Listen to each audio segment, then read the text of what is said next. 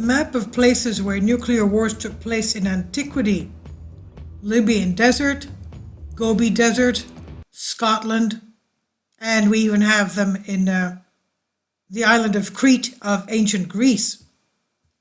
So what happened here?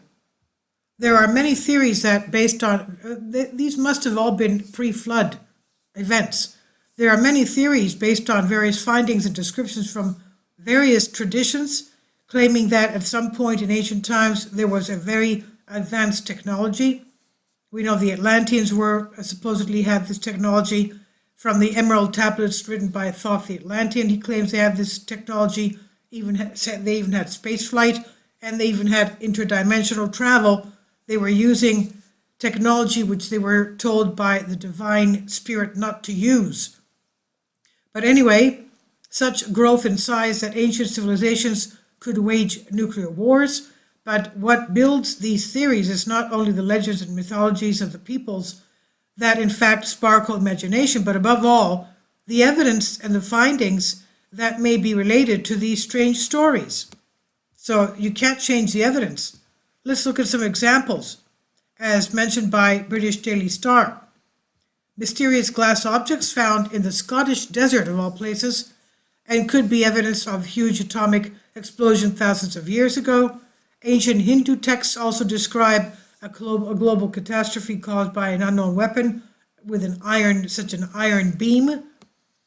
Also the Mohenjo-Daro, 2000 BC.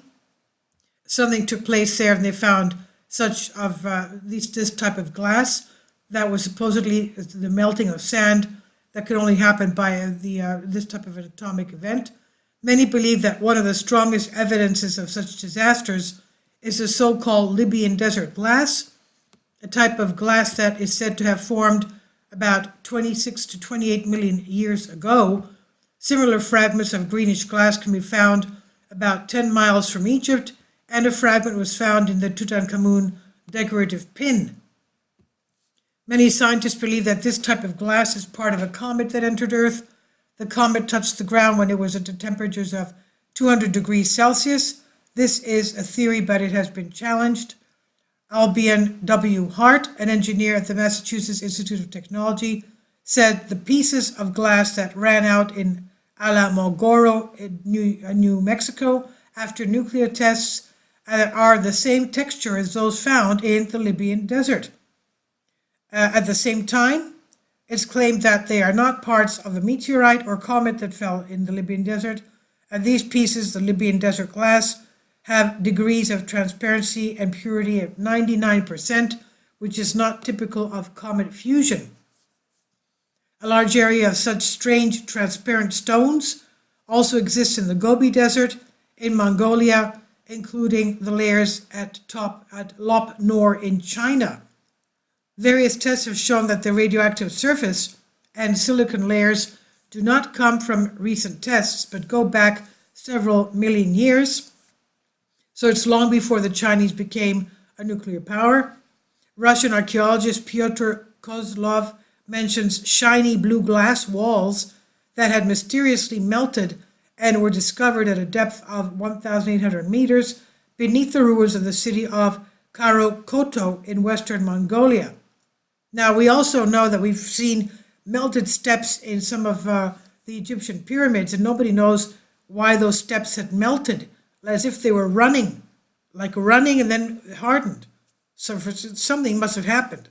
Now, the Russian archaeologist Pyotr Kozlov said he excavated a sarcophagus containing two well-preserved bodies of a king and a queen. Local traditions reported, quote, lightning that fell from the sky and brought to light this excavation, end quote. More than 70 ancient stone forts in Scotland have walls where the stone has melted and turned into glass after exposure to intense heat for an extended period of time. So again, this looks like what exactly happened to the melted steps of the pyramids in Egypt.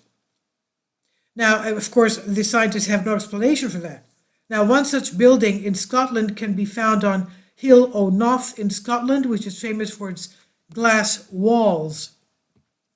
Some other examples are an area called Dunmacshach in Argyll, and similar landmarks will be found in Benderloch in Oban, Craig, Fadrig, and Ord Hill in North Keswick, which are close to Inverness in Scotland. So they also, we know, had nuclear weapons in ancient Santorini and Crete. We have a similar Crete glass like this as well. Now, can all these findings attest to superior than what we believe today, very ancient civilizations, so technologically advanced that they possessed and used nuclear weapons in wars as well? Did these nuclear wars take place, among other things, extraterrestrial civilizations, as several mythologies around the world suggest, including Greek mythologies? Who can say for sure? However, the findings are there and they exist. Now, the nuclear glass weapons used in Santorini, I did mention this before, they had nuclear weapons in ancient Santorini and Crete, according to strange indications. Apollonius of Rhodes in the Argonauts writes, "Then the Harpies and Iris separated, and they went to their caves in Crete of Minos." Comment by Mr. Dariva, "This is what is being interpreted today. The UFOs went to Tsutsuros in Crete. This cave, for some reason, radiates, gives out a lot of radioactive energy. This is an indisputable fact. Now there are rumors that also 4 UFOs were found there, which were sold to Americans. But these rumors, again, are in the area of, they're rumors. Nobody can substantiate them. A few months ago, discovery made in the Palace of Knossos that archaeologists literally fell from the clouds.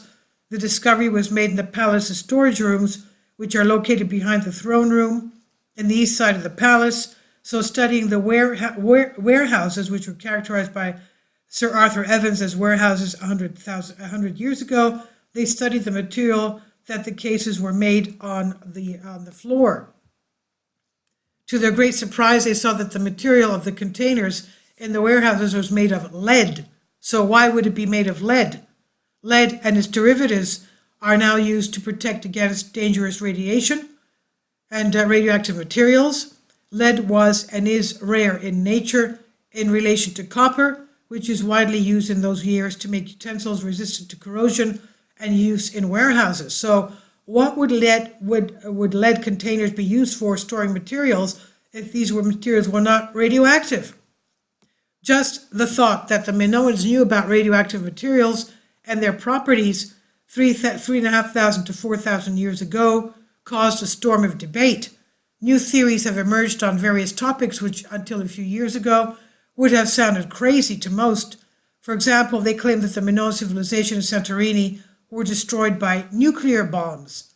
Specifically, there's the opinion which thought that it seems unbelievable. There is evidence to support this opinion that Santorini, in addition to a port, also had a nuclear reactor that exploded either by accident or by sabotage. Is this nuclear eruption what caused the volcano to reignite? However, bombs may have also fallen in Crete, and the destruction of the Minoan civilization occurred. So, nuclear weapons in Santorini and nuclear weapons in Crete sounds crazy, but take the trouble and read a little bit. The vitrified rocks found in Santorini, which means the momentary increase in temperature by over 1,000 degrees, and which by no means is volcanic, as the temperature of the hot volcanic magma does not reach these degrees, and such vitreous rocks formed in the first nuclear test conducted by Americans in New Mexico on desert sand. The high temperature that developed when the atomic bomb exploded turned the sand silicon into green glass. Coming now to Crete, where the human traces that have been found on slabs in various parts of southern Crete on beaches that have a direction all towards the sea. So what does it mean? For some reason, the people on the south coast ran to the sea to escape something. And the traces left in the sand before they could be erased by the wave solidified as the wet sand solidified. Geologists and experts in these materials concluded that this petrification of sand can only come from nuclear explosion because only it reaches such high temperatures. The Cretans knew that they could be attacked with nuclear bombs, so they built the labyrinth for shelter, calling Daedalus one who was most expert, and the catastrophe came after this. That is, they reached out and built the labyrinth, and in Santorini, as in Crete, glazed green rocks have been found. So this is by Darvas Katerina on Search Magazine from a Greek article I've translated for you. Amazing, isn't it? The technology that they had thousands of years ago. Please leave your comments and thank you for your support. Please support my Patreon account. The daily posts are 5 videos daily, and they are totally different from what I have on my YouTube channel.